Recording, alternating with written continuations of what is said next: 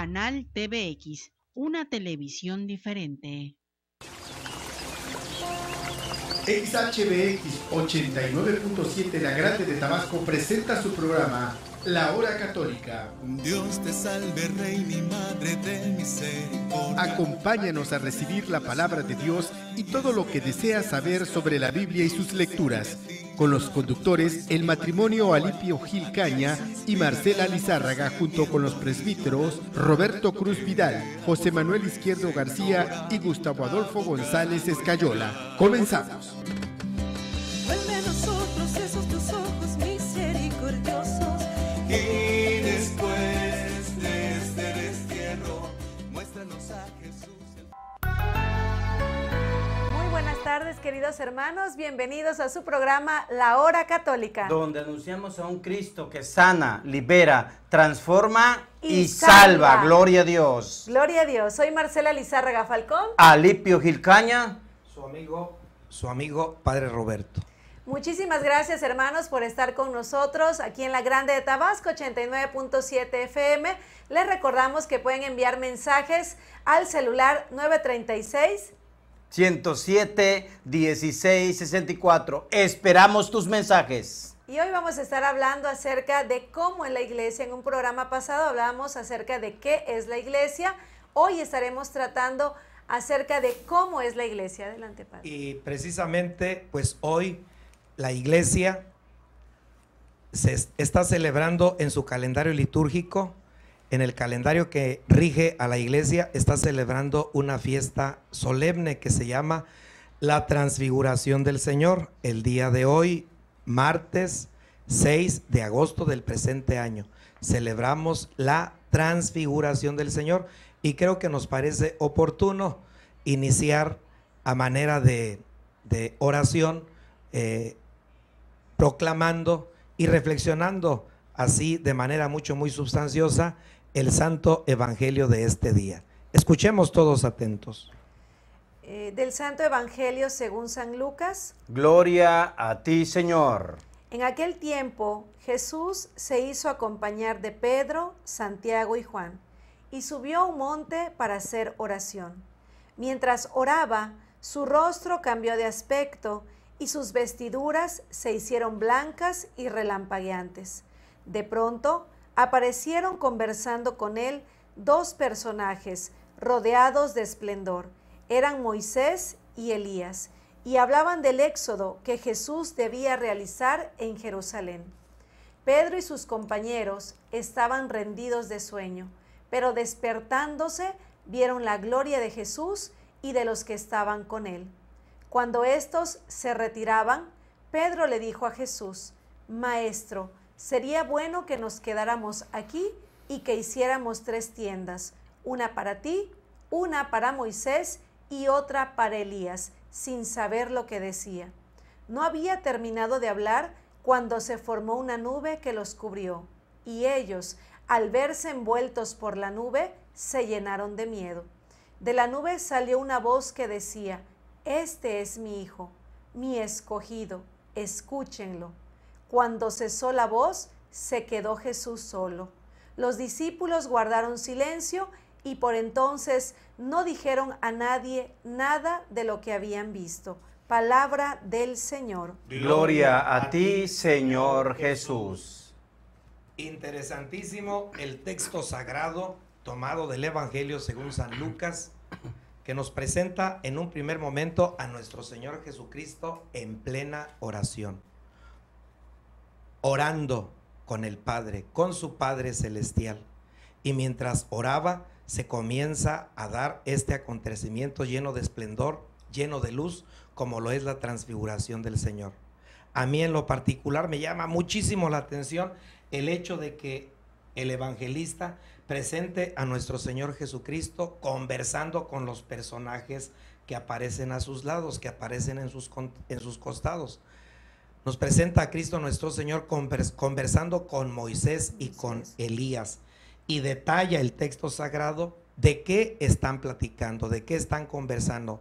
Están conversando sobre el éxodo, sobre el gran acontecimiento que le espera, sobre el gran acontecimiento liberador que tiene que enfrentar, asumir en su persona en Jerusalén, y que a fin de cuentas en eso va a consistir la salvación de todo el género humano mediante el éxodo de nuestro Señor Jesucristo, que es el paso de la muerte a una vida nueva. Así es, y es que el Señor quería preparar el corazón de los discípulos, porque sabíamos que el Señor se iba a enfrentar a ese escándalo de la cruz, algo para lo que los discípulos no estaban preparados. Ellos esperaban otro tipo de mesianismo, no donde Jesús tenía que ser crucificado, donde tenía que ser humillado, pero gracias a ese éxodo, ese paso que el Señor va a dar, pues nosotros pues somos considerados hoy hijos de Dios, y esa gloria en la que el Señor está envuelto junto con Moisés y Elías, pues es también la gloria que a los bautizados, yo creo que también nosotros, pues a eso estamos llamados, a disfrutar de esa gloria en la presencia del Señor. Así es, pues esa fiesta solemne, esa solemnidad, celebramos en este día 6 de agosto, estimados hermanos y hermanas, para que quien tenga oportunidad lo viva de manera más intensa, de manera más consciente, asistiendo a la celebración de su Santa Misa en este día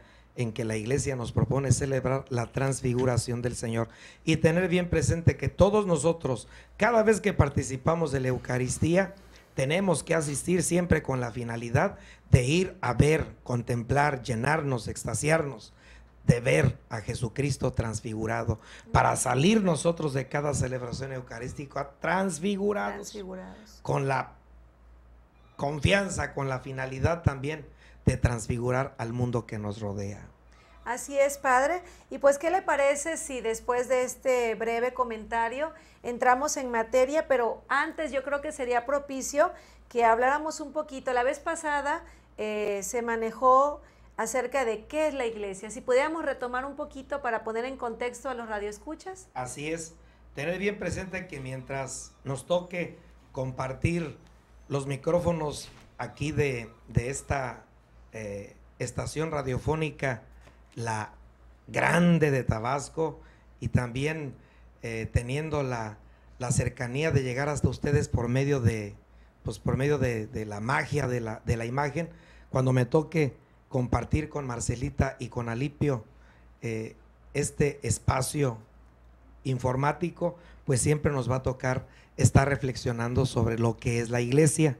Y la vez pasada, que fue hace aproximadamente poco más de un mes, estuvimos reflexionando sobre lo que es la iglesia, y decíamos que la iglesia es obra del Padre, es obra del Hijo, es obra del Espíritu Santo. El fundamento, el ser de la iglesia hunde sus raíces en el misterio de la Santísima Trinidad. La iglesia es preparada y anunciada desde el Antiguo Testamento como obra del Padre. La iglesia es constituida en la plenitud de los tiempos por la persona de nuestro Señor Jesucristo, y la iglesia queda completamente manifestada por la gracia del Espíritu Santo en el gran acontecimiento de Pentecostés. Ahora vamos a retomar cómo es esa iglesia. Vamos a seguir profundizando de alguna manera en la naturaleza, en la identidad de la iglesia. Y vamos a retomar lo que el mismo credo afirma, en el credo, en esa oración solemnísima que profesamos, que rezamos solemnemente domingo a domingo. Decimos 4 cosas acerca de lo que es la iglesia. Decimos que la iglesia es una, que la iglesia es santa, que la iglesia es católica y que la iglesia es apostólica. De esas 4 notas características, de esos 4 rasgos que describen, que identifican a nuestra Santa Madre la Iglesia, en este día, en este momento vamos a reflexionar, vamos a profundizar un poquito sobre las 2 primeras, sobre la unicidad de la iglesia y sobre la santidad de la iglesia. Y a este propósito, pues quisiera que retomáramos ese pasaje del Santo Evangelio según San Juan, en su capítulo 17, en que se nos presenta a Cristo nuestro Señor, realizando lo que se conoce como la oración sacerdotal. Escuchemos todos atentos. Evangelio según San Juan, capítulo 17, para los que gusten anotar. Y dice de esta forma: dicho esto, Jesús levantó los ojos y exclamó: Padre, ha llegado la hora. Glorifica a tu Hijo, para que tu Hijo te glorifique. Tú le diste poder sobre todos los hombres, para que Él dé la vida eterna a todos los que tú le has dado. Y la vida eterna consiste en esto, en que te conozcan a ti, el único Dios verdadero, y a Jesucristo tu enviado. Yo te he glorificado aquí en el mundo, cumpliendo la obra que me encomendaste. Ahora pues, Padre, glorifícame con aquella gloria que ya compartía contigo antes de que el mundo existiera. Yo te he dado a conocer a aquellos que tú me diste de entre el mundo. Eran tuyos, tú me los diste, y ellos han puesto en práctica tu enseñanza. Ahora han llegado a comprender que todo lo que me diste viene de ti. Yo les he enseñado lo que aprendí de ti, y ellos lo han aceptado. Ahora saben con absoluta certeza que yo salí de ti, y han creído que fuiste tú quien me envió. Yo te ruego por ellos, no ruego por el mundo, sino por los que tú me has dado, porque te pertenecen. Todo lo mío es tuyo, y todo lo tuyo es mío, y en ellos he sido glorificado. Ya no estaré más en el mundo. Ellos continúan en el mundo mientras yo me voy a ti. Padre Santo, protege en tu nombre a los que me has dado, para que sean uno como tú y yo somos uno. Mientras yo estaba con ellos en el mundo, yo mismo protegí en tu nombre a los que me diste. Los he custodiado de tal manera que ninguno de ellos se ha perdido, fuera del que tenía que perderse para que se cumpliera lo que dice la Escritura. Ahora, en cambio, yo me voy a ti. Si digo estas cosas mientras todavía estoy en el mundo, es para que ellos puedan participar plenamente en mi alegría. Yo les he comunicado tu mensaje, pero el mundo los odia, porque no pertenecen al mundo, como tampoco pertenezco yo. No te pido que los saques del mundo, sino que los defiendas del maligno. Ellos no pertenecen al mundo, como tampoco pertenezco yo. Haz que ellos sean completamente tuyos por medio de la verdad. Tu palabra es la verdad. Yo los he enviado al mundo como tú me enviaste a mí. Por ellos yo me consagro a ti, para que también ellos se consagren a ti por medio de la verdad. Pero no te ruego solamente por ellos, sino también por todos los que creerán en mí gracias a su palabra. Te pido que todos sean uno, lo mismo que lo somos tú y yo, Padre, y que también ellos vivan unidos a nosotros, para que el mundo crea que tú me has enviado. Yo les he dado a ellos la gloria que tú me diste a mí, de tal manera que puedan ser uno como lo somos nosotros, yo en ellos y tú en mí, para que lleguen a la unión perfecta, y el mundo pueda reconocer así que tú me has enviado y que los amas a ellos como me amas a mí. Padre, yo deseo que todos estos que tú me has dado puedan estar conmigo donde esté yo, para que contemplen la gloria que me has dado, porque tú me amaste antes de la creación del mundo. Padre justo, el mundo no te ha conocido, yo en cambio te conozco, y todos estos han llegado a reconocer que tú me has enviado. Les he dado a conocer quién eres, y continuaré dándote a conocer, para que el amor con que me amaste pueda estar también en ellos, y yo mismo esté en ellos. Palabra del Señor. Gloria a ti, Señor Jesús. Que todos sean uno, Padre, que todos sean uno como tú y yo somos uno. O sea que la unidad, el vínculo de la unidad tiene que ser uno de los rasgos que identifiquen a los discípulos de nuestro Señor Jesucristo, y sobre todo a los discípulos viviendo en comunidad, porque a fin de cuentas Dios es uno, pero la unicidad de Dios se vive en la comunidad trinitaria. Exactamente. Pues fíjese, padre, que hablando de eso justamente, el catecismo en el numeral 813 cita a Clemente Alejandrino y es muy interesante lo que dice, que es lo que usted nos estaba diciendo ahorita. Qué sorprendente misterio.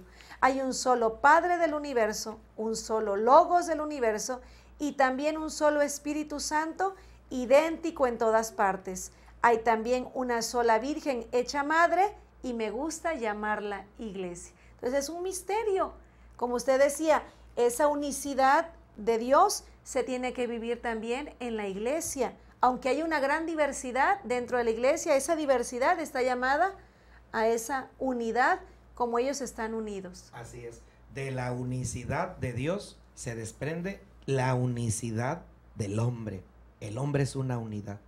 Constituido, como afirman los filósofos y también San Pablo en sus cartas, constituido de cuerpo, alma y espíritu, pero el hombre es uno, es uno. Es uno.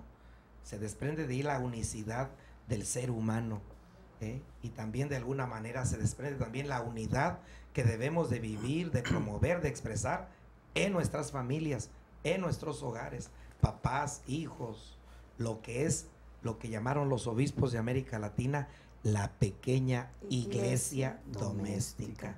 Y por supuesto, la iglesia tiene que manifestar la unidad hacia el interior de todos sus fieles, de todos sus hijos, y también tiene que manifestar la unidad con todo el género humano. Con toda la humanidad, ¿verdad? Y mire, padre, lo que dice el mismo, el catecismo de la Iglesia Católica, que es doctrina de la Iglesia Católica en el numeral 813 que nos leyó Marcelita, pero antes dice, la iglesia es una debido a su origen.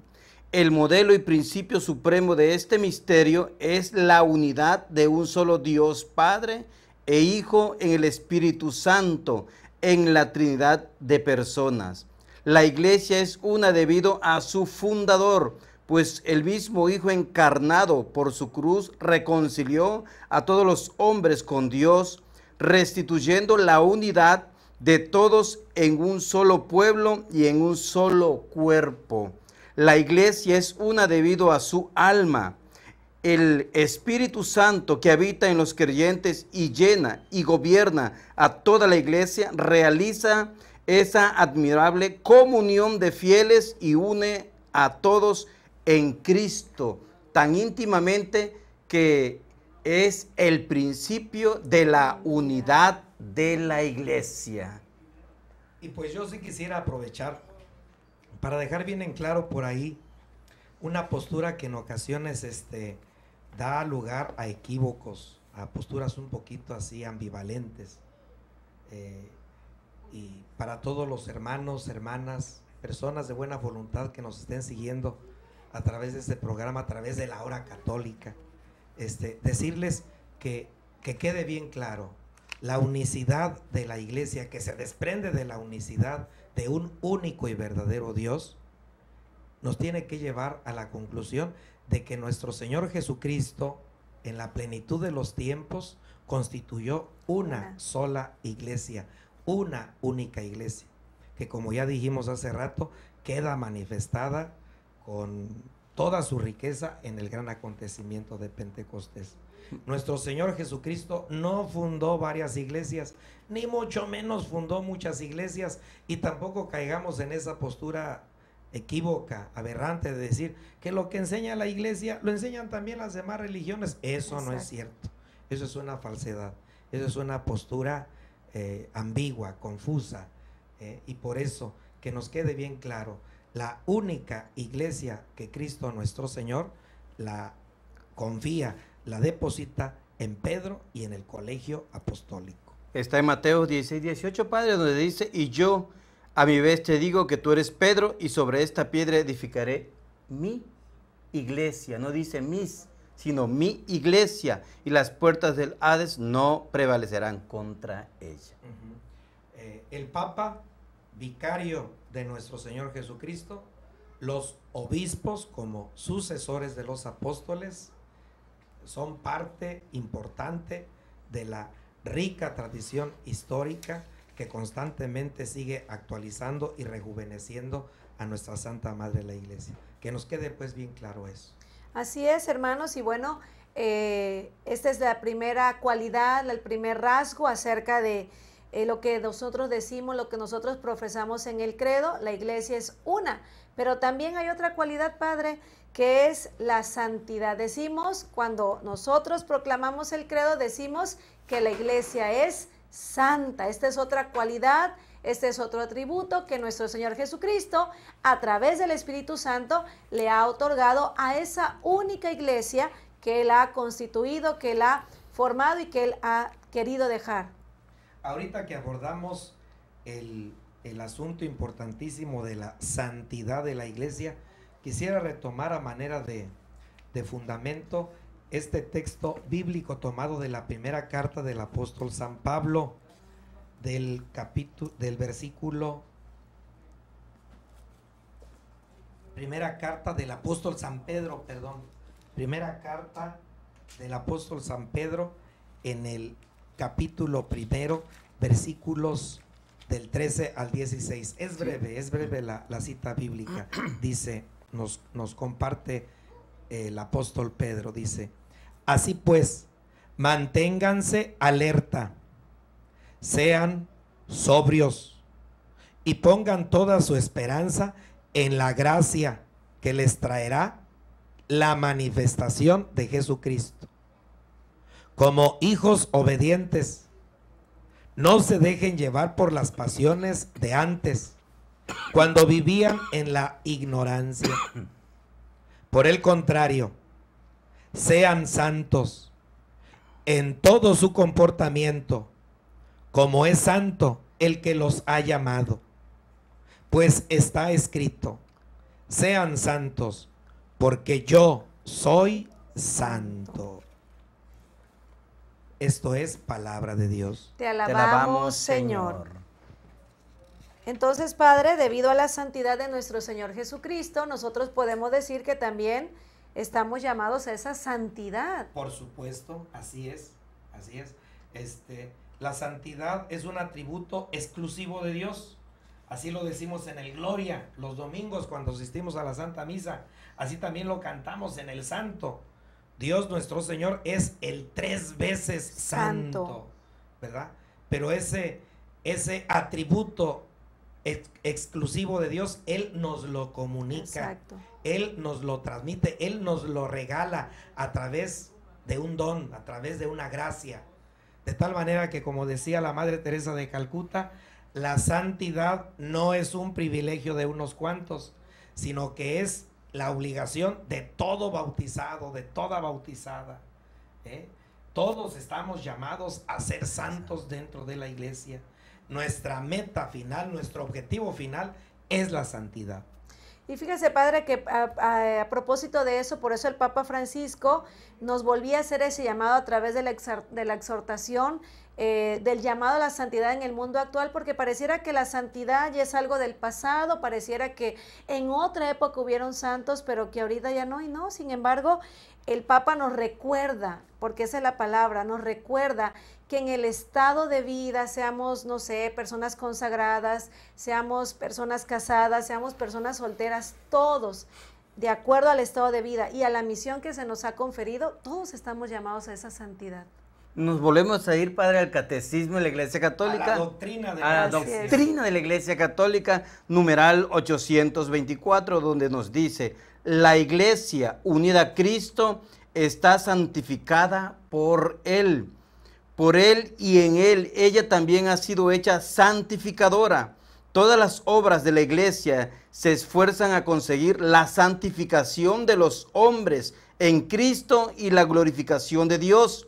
En la Iglesia es en donde está depositada la plenitud total de los medios de salvación. Es en ella donde conseguimos la santidad por la gracia de Dios.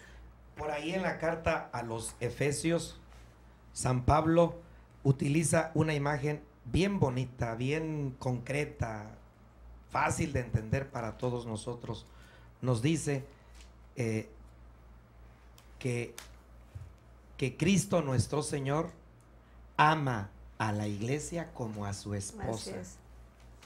Sí, Padre. Y si la ama, procura purificarla constantemente, procura santificarla para que ella, a su vez, con las herramientas que le ofrece la gracia santificadora del Espíritu Santo, la iglesia también santifique. Y nosotros, los que pertenecemos a la iglesia, nos santifiquemos dentro de la iglesia para inundar, para transfigurar, como dice la fiesta de hoy, el mundo que nos rodea, el ambiente familiar, el ambiente laboral. Sí, padre, lo que usted está explicando está en Efesios capítulo 5 del versículo 25 al 27. Yo creo que se lo leo de aquí, ¿no, padre? Dice, maridos, amad a vuestras mujeres como Cristo amó a la iglesia y se entregó a sí mismo por ella para santificarla, purificándola mediante el baño del agua en virtud de la palabra y presentándola resplandeciente a sí misma, sin que tenga mancha, ni arruga, ni cosa parecida, sino que sea santa e inmaculada. Palabra de Dios. Te alabamos, Señor. Te alabamos, Señor. Para no caer en una postura muy utópica, creo que debemos también retomar ese asuntito un poquito embarazoso, tomar bien presente que esa iglesia que está llamada a santificarse con la gracia renovadora, rejuvenecedora del Espíritu Santo, y que por lo tanto tiene la fuerza, tiene el poder de santificar a todos sus miembros con las herramientas evangelizadoras que constantemente le ofrece Jesucristo nuestro Señor, pues también es un pueblo, es una comunidad de santos y pecadores, de pecadores y santos. Así es. Pues, ¿verdad?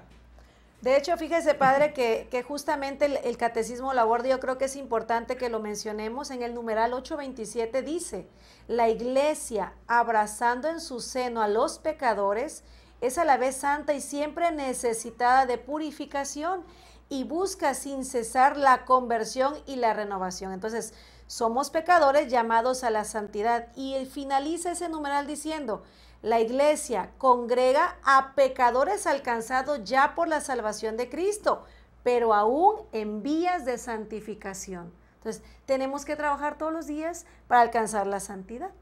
Efectivamente, en la iglesia, en la única iglesia que Jesucristo nuestro Señor ha fundado y que se la ha confiado al colegio apostólico, no hay cabida para aquellos que se sientan productos acabados. Exacto. Para aquellos que se sientan acabados finos, para aquellos que se sientan, pues, perdonando la expresión, fariseos a la moderna, ¿verdad?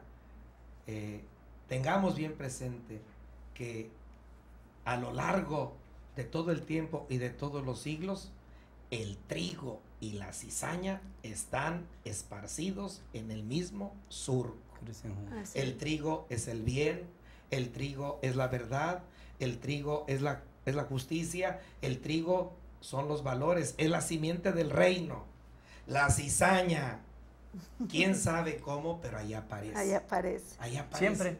Ahí aparece las envidias, la maldad, como decía la segunda lectura del domingo, la fornicación, la avaricia. Exacto. Y todas esas formas que son idolatría, sin saber cómo, aparecen. Y dice bien clarito la parábola, ¿quieres que arranquemos la cizaña cuando apenas van brotando? Y dice el dueño del campo, el dueño de la parcela, no, déjenlos que crezcan juntos. En cualquier ambiente laboral, familiar, inclusive en el ambiente eclesial, en el ambiente de la iglesia, queridos hermanos y hermanas, el trigo y la cizaña brotan y crecen juntos. Un minuto. Así es, pues justamente esto que retoma el Padre, pues nos los ha dicho el Señor de muchas maneras. Igual cuando habla Padre de la pesca, los peces buenos y malos, y pues ahí están juntos, algunos serán echados a la cesta, otros no, pero pues eso tiene que darse, ¿verdad? Estamos en el mismo ambiente y bueno, esto todavía da para mucho más. Sí, yo creo, Padre, que... Si que nos hay... dan un poquito de permiso aquí nuestros técnicos, quisiera Sí, Padre. concluir con algo que ya mencionaba aquí nuestra hermana Marcela a propósito de que todos estamos llamados a la santidad, todos los bautizados y bautizadas. El Concilio Ecuménico Vaticano II, en el número 39, habla sobre la vocación a la santidad de todos los bautizados y bautizadas. Y dice el número 39 al pie de la letra, dice: la fe confiesa que la Iglesia, cuyo misterio expone este sagrado sínodo, no puede dejar de ser santa. En efecto, Cristo, el Hijo de Dios, a quien con el Padre y con el Espíritu se proclama el solo santo, amó a su Iglesia como a su esposa. Él se entregó por ella para santificarla. La unió a sí mismo como su propio cuerpo y la llenó del don del Espíritu Santo para gloria de Dios. Por eso, todos en la Iglesia, pertenezcan a la jerarquía o sean regidos por ella, están llamados a la santidad. Según las palabras del apóstol, lo que Dios quiere de ustedes es que sean santos. Esta santidad de la Iglesia se manifiesta sin cesar y debe manifestarse en los frutos de la gracia que el Espíritu produce en los fieles. Se expresa de muchas maneras en aquellos que en su estilo de vida tienden a la perfección del amor con edificación de los demás. Aparece de manera especial en la práctica de lo que suele llamarse los consejos evangélicos. Esta práctica de los consejos evangélicos, que por impulso del Espíritu Santo han hecho suya muchos cristianos en privado o en una forma de vida o estado reconocido en la Iglesia, da en el mundo y conviene que lo dé un testimonio y ejemplo espléndidos de santidad. Pues con esa hermosa cita del Concilio Vaticano II nos despedimos. Recuerden, estamos llamados a la santidad porque nuestro Señor es santo y Él quiere compartirnos esa santidad y nos llama también a la unidad. Pues hermanos, hemos llegado al final, el tiempo se va muy rápido. Volando. Gracias por estar con nosotros en la Hora Católica. Les esperamos el próximo martes a la 1 de la tarde aquí en el 89.7 FM. Soy Marcela Lizárraga Falcón. Alipio Gil Caña. Su atento y seguro servidor de siempre, Padre Roberto. Dios les bendiga, bonita tarde. Se encuentra en el que te pide. Por hoy hemos terminado, pero te esperamos en la próxima emisión de La Hora Católica, de 1 a 1:30 de la tarde, y que la bendición de Dios recaiga en todos ustedes. Nos vemos y nos escuchamos el próximo martes. Muchas gracias. Yo quiero Jesús curar sus heridas, ser un bálsamo para su... Audio Jungle.